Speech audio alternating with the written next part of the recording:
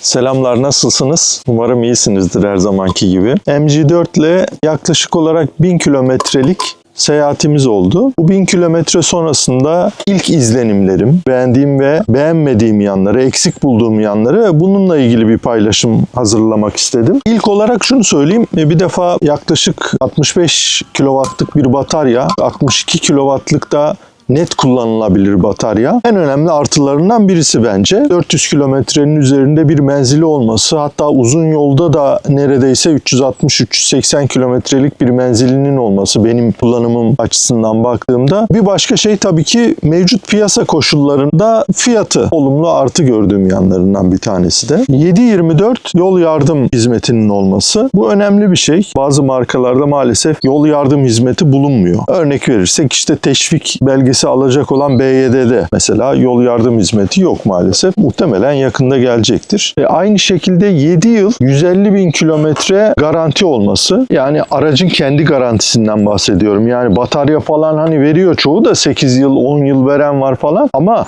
araca 7 yıl 150.000 kilometre garanti ciddi bir garanti süresi. Güvenlik asistanı sistemlerinin hepsinin olması. Bunlar da önemli bir artı. İşte adaptif sürüş kontrol, sıkışık trafik asistanı, şerit takip, şeritte tutma, şerit değiştirme asistanları, acil durum freni, arka çapraz trafik asistanı. Bu da önemli çünkü parklardan falan şehir içinde fark ettiğimizde geri çıkarken bazen göremiyorsunuz. Yani yanınızda arabalar oluyor falan. Özellikle çok işlek bir yoldaysa o geri çıkışlarda çok önemli oluyor. Arka çapraz trafik asistanı. Yine bir başka güzel tarafı, örneğin arabadan ineceksiniz, kapıyı açacaksınız. Dikkatsizlik olabiliyor yani insanda. Kapıyı açtığınızda daha tam açmadan hemen uyarı sesi veriyor. Açtığınız taraftan araç, yaya ya da hızlı bir şey geliyor. Yani bir uyarı veriyor. Dolayısıyla kapıyı açarken dikkat etmenizi sağlıyor bu. Yine aydınlatma sistemleri de çok güzel. Onu da beğendim. Uzun far asistanı var. O güzel çalışıyor. Karşıdan bir araç geldiğinde normal fara geçiyor. Karşıdan bir araç gelmediğinde de hemen uzunları tekrar açıyor. Bu da çok güzel bir özellik. 360 derece kamerayı da beğendim. Hem kameranın görüntü kalitesi güzel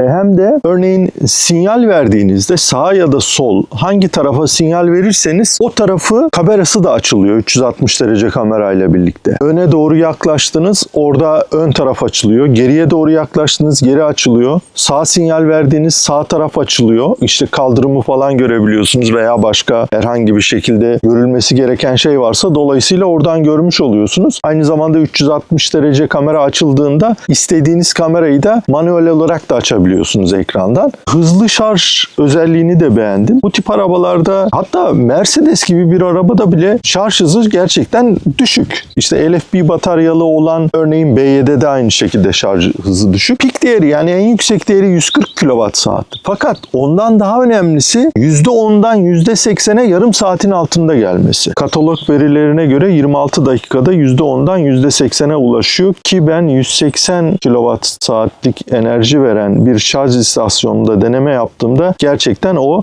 katalog verilerine şarj hızı anlamında erişiyor. Koltuk ve direksiyon ısıtmaları gerçekten çok güzel çalışıyor. Çok çabuk ısıtıyor. Hem sırt, hem oturduğunuz yer, hem direksiyon ısıtma tam beklediğim gibi. Ve baktığımda da enerji harcaması da çok düşük. Yani 1 kW'lar civarında saatte. 1 kW'tan bile düşüktü hatırladığım kadarıyla. Araçtan enerji alınabilmesi de güzel. Belki daha önceki videolarımda söylemiştim. Gökhan Bey'in kulağı çınlar. Hyundai'de olduğu halde, virtüel özelliği olduğu halde yok yazıyor. Örnek veriyorum. Hyundai'nin Advanced donanım paketinde bir önceki, yani yeni gelenlerde değil de aslında virtüel özelliği var ama yok yazıyorlar. Niye? Şeyi vermedikleri için, muhtemelen aparatı vermedikleri için. MG'de de aparat verilmiyor evet, ama aparat zaten 2000 lira civarında. Aparatı aldığınızda araçtan enerji alabiliyorsunuz. Bu da çok güzel bir özellik. İşte biz pikniğe geldik. Araçtan enerjimizi alabiliyoruz. Kahvemizi, çayımızı yapabiliyoruz. Herhangi bir şeyinizi kullanabiliyorsunuz, elektrikli aletinizi. Çok güzel bir özellik, virtüel özelliği. İşte CarPlay ve Android Auto var. Zaten klasik olarak beklenen bir şeydir. Kablolu maalesef. Fakat ben küçük bir aparat aparat aldım. O aparatla, yani ucuz da o aparatlar, çok pahalı da değil. O aparatla şimdi çok sağlıklı bir şekilde araca biner binmez, daha kapısını açar açmaz bağlanıyor Android Auto. CarPlay'de de aynı şekilde. Daha kapısını açıyorsunuz, arabaya binmeden Android Auto başlıyor, hemen bağlanıyor yani. Çok güzel bir aparat. USB, küçük bir USB takıyorsunuz, bağlanıyor. Dolayısıyla kablosuza dönüştürülmüş oluyor yani. Çok kolay. Kablosuz hızlı şarj özelliği var. Hani ben kullanmıyorum ama kullananlar için de işte o da bir avantaj yani. Anahtarsız giriş de güzel bir özellik. Artık birçok arabada sunuluyor gerçi. Keşke kapıdan tuşlayarak değil de direkt yanına yaklaştığınızda açılsaydı. Önemli de değil o kadar. Auto hold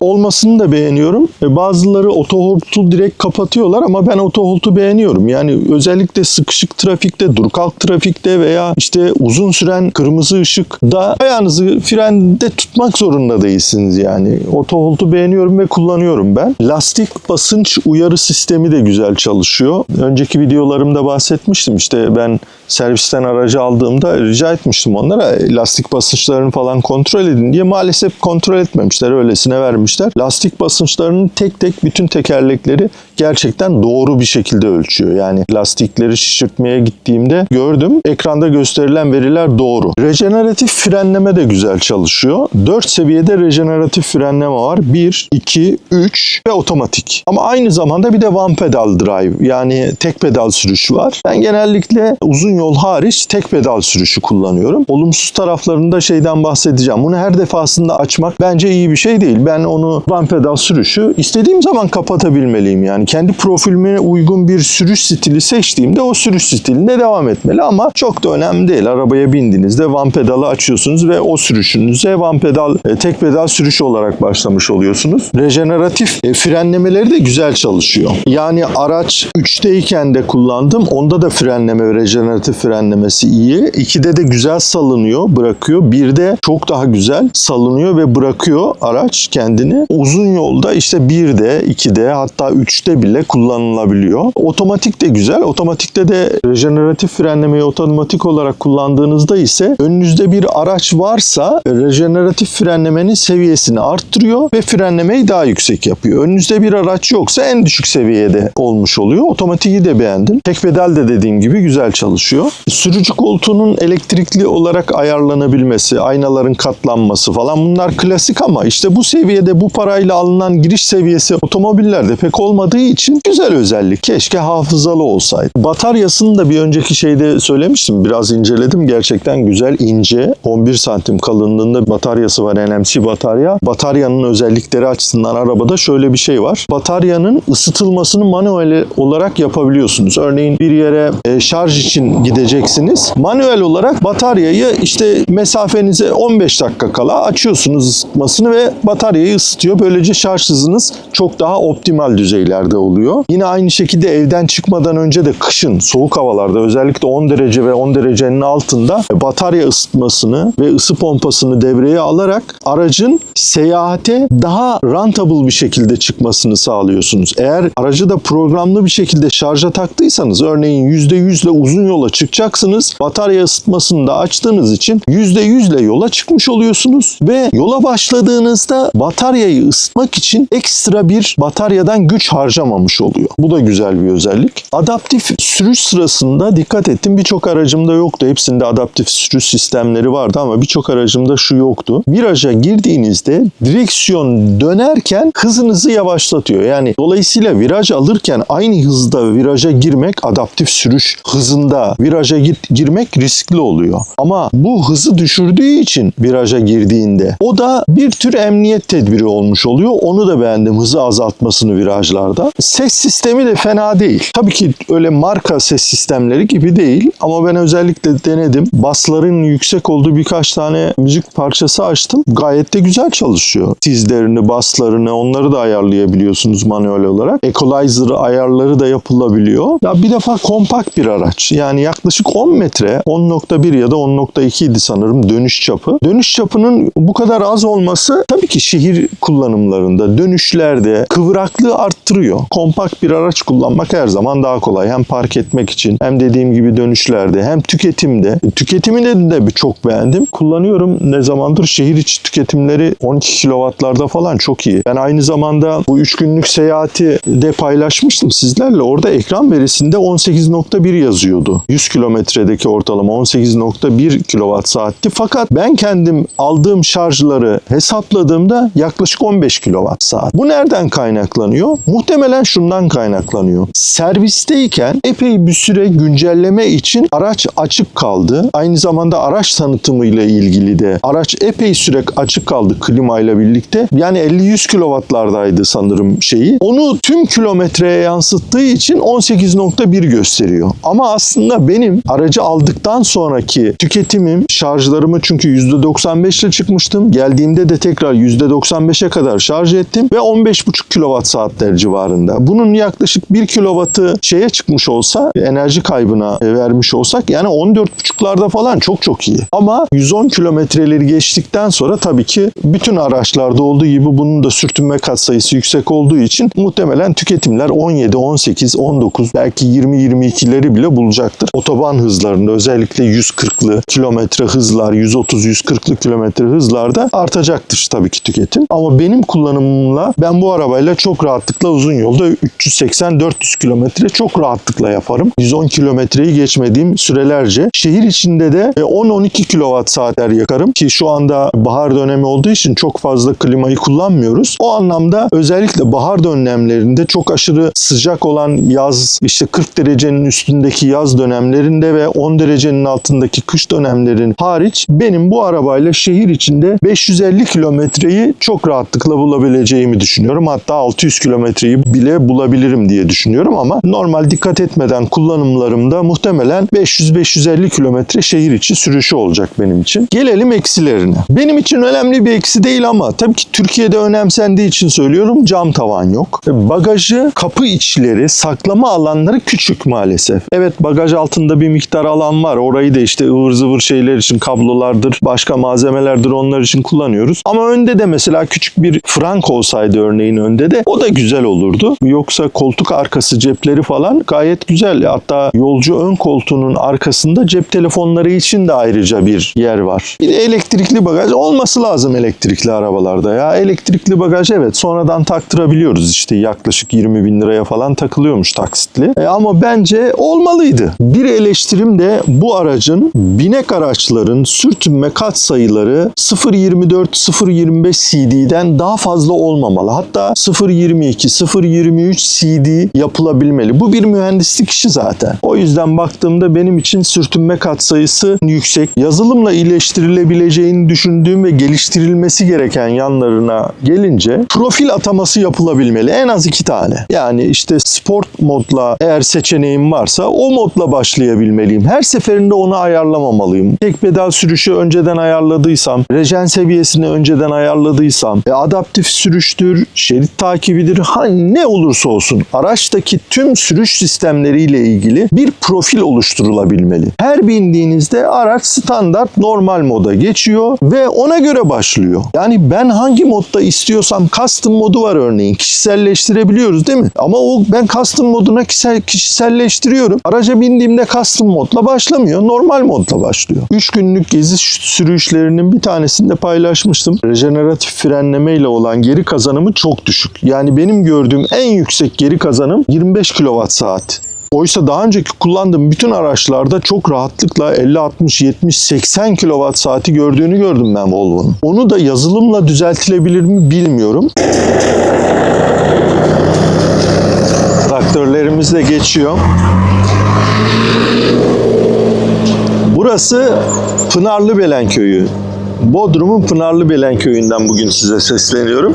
Hem dedik bir piknik yapalım dedik. Hem biraz hava alalım, köy havası alalım dedik. O nedenle buraya geldik. Gelmişken de bir çekim yapayım dedim. MG'nin beğendiğim, beğenmediğim yanları, ilk izlenimlerim, onları sizinle paylaşayım dedim. Bol bol traktör geçiyor bu arada. Onların çoğunu keseceğim ama. Geliştirilmesi gereken yazılımla muhtemelen düzeltilebilir diye düşünüyorum. Adaptif sürüş sistemi güven verici değil. Şeritte tutmayı yapamıyor. Şerit ortalamayı yapamıyor.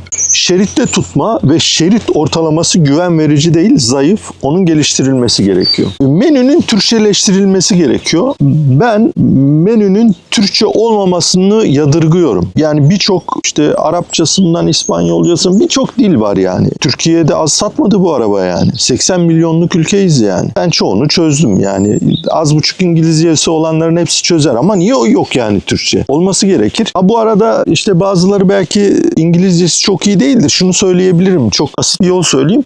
Google Translate'deki kamera kısmını açtığınızda deklanşör tuşu var. O tuşa bastığınızda orayı durduruyor o anda o ekranı. O ekrana baktığınızda ve oradaki kısmı Türkçeleştirebiliyor. Her sayfaya gittiğinizde çok pratik bir şekilde Türkçeleştirebilirsiniz. Uzaktan erişim günümüz çağlarında olması gereken bir şey. Ben gerçekten önemsiyorum. Hangi çağda yaşıyoruz ya? Bunun büyük kolaylığı var. Ben kendimi yaşadım, gördüm yani. Çok büyük kolaylığı var uzaktan erişimin. Ben uzaktan erişimin faydasını Tesla'da çok gördüm. Volvo'da da çok gördüm. Kimisinin işine yaramıyor olabilir. Ama günümüz koşullarında kesinlikle ve kesinlikle uzaktan erişim bütün elektrikli araçlarda, hatta bütün konvansiyonel araçlarda olması gerekiyor. Bir an önce iSmart'ın getirilmesi gerekiyor. Yine geliştirilmesi gereken yan tüketim bilgisi. Örnek veriyorum. Ben bugün yola çıkacağım. 3 günlük bir seyahatim olacak diyelim ki. O seyahatimi gösteren bir seçeneğim olmalı. 3 tane seçenek var. Bir tanesi bugün işte start dedikleri. İşte bugün başlıyorsunuz, akşama kadar olan sürüşünüz. Hatta onu bile birkaç defa baktım, sıfırlamış. Yani halbuki gün bitmedi yani. Arada evet 3 saat 4 saat boşluk vardı ama kesmemesi lazım onu. İkinci seçeneği var. O da son şarjdan sonra. Bir tane daha seçeneği var. O da başlangıçtan itibaren. Ben bütün araçlarımda başlangıçtan itibaren olan tüketim verilerini asla sıfırlamam. 30.000 kilometreye geldiğimde de o görünsün isterim. Dolayısıyla geriye 2 seçenek kalıyor. Onların ikisini de değerlendiremiyorsunuz. Yani ben 3 günlük bir seyahate çıkıyorum. Evden %95 ile çıktım. Tekrar eve %95 ile geldim. O mesafedeki sürüşümde ekran verisiyle ne kadar tüketim ortalaması oluyor onu göreyim ki ben ona göre bir değerlendirme yapayım. Onu göremiyorsunuz. Öyle bir seçenek yok. O ekran verisiyle ilgili enerji kısmında daha fazla seçenek olmalı. Yazılımla bunun düzeltilebileceğini düşünüyorum. Ama bizi dikkate alırlar mı onu bilmiyorum. Navigasyonu da mesela tabii Türkçe olmadığı için navigasyon da Türkçe değil. Bir de navigasyonun ve araç güncellemelerinin uzaktan yapılabilmesi gerekiyor. Yani benim bayiye gitmemem, hatta bayi güncellemiş sadece multimedya sistemi gibi yani ekran görünümleri güncellenmiş. Yoksa araç sistemiyle ilgili güncelleme yapılmamış örneğin. Güncellemelerin hepsinin kullanıcı tarafından uzaktan erişimle yapılabilmesi gerekiyor. Araçta gördüğüm önemli düzeltilmesi gereken bir şey de klima. Klima göstergeleri normal değil. 30 dereceye getirmek zorunda mıyım ben bu aracı ısıtmak için? Yani ancak 29-30 dereceye getiriyorsunuz ancak ısıtıyor yani. Şimdiye kadar bütün kullandığım araçların hepsinde 23 derece, 24 dereceye getirdiğimde aracı ısıtıyordu. 25 dereceye getirdiğimde aracı fırın gibi yapıyordu bütün araçlarım. Bunda 28 dereceyi çalıştırdık, aracı ısıtmıyor. 30 derecelere falan çıktık yani aracı ısıtması için. Ama soğutması güzel çalışıyor. Yani 18-19 derece ve tek kademe çalıştırdığım halde çok güzel soğutuyor. Soğutması güzel ama ısıtması ile ilgili bir problem var. Derecelerin daha doğrusu bir ayarlanması gerekiyor. Bu elektrikli araçla bir başka eleştirim de elektrikli araçlarda bakım aralığı garanti bozulmasın diye kullanıcılar gidiyorlar tabii. Gitmek zorundayız. Ama bu yanlış bir şey. Yani şu araca 5.000 lira bakım nedir yani ya? İlk bakımda 5.000 lira almışlar kimilerinden işte okuduğum kadarıyla. Bu araçta kilometre dolsa da dolmasa da her sene gitmek zorundasınız. Bakım aralığı kesinlikle kilometre üzerinden bakıma çağrılmalı veya 2 yılda bir falan denilmeli ve fiyatlar da yüksek olmamalı. Ben onu düşünüyorum. Bundan sonra getirilecek araçlarda yani elektrikli bagaj olmalı kesinlikle ve aynı zamanda da sürücü koltuğu hafızalı olmalı. En az 2 tane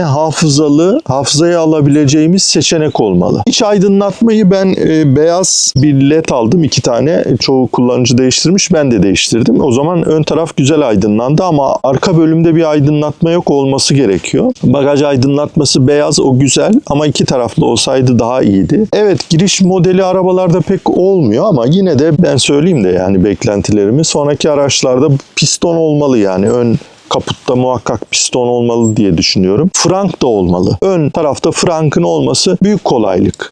AC şarj kablosu verilmedi örneğin. Bazılarına hatta ev şarj kablosu da verilmemiş. 2 kablo da kesinlikle olmalı. Bu arada önemli bir şey, ses ve ısı yalıtımı bence aracın iyi değil. Şöyle ki ses yalıtımı hadi idare eder. Yani 90 işte 100 kilometrelerden sonra falan böyle rüzgar sesi şey yapıyor ama yani ısı yalıtımı açısından hava girişi, bir yerden hava giriyor yani aracı. 110'lu 100 hatta 100 kilometre hızdan sonra baktım bir yerden bir hava girişi var yani. Soğuk bir hava geliyor araca. Onun nedenini bilmiyorum. Belki biz kendimiz de işte kenarlara, daha önceki birkaç aracımda yapmıştım eskiden. Kapı kenarlarına falan lastik yaparak onu çözülebiliyordu. Belki yaparım ama şu anda yapmayı düşünmüyorum. Daha iyi olmalı ses ve ısı yalıtımı.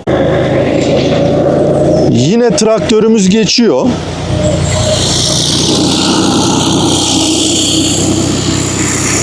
Bugün size paylaşımımı Bodrum'un Pınarlıpelen köyünden yaptım. Beni izlediğiniz için teşekkür ederim. Tekrar görüşmek dileğiyle, kendinize iyi bakın.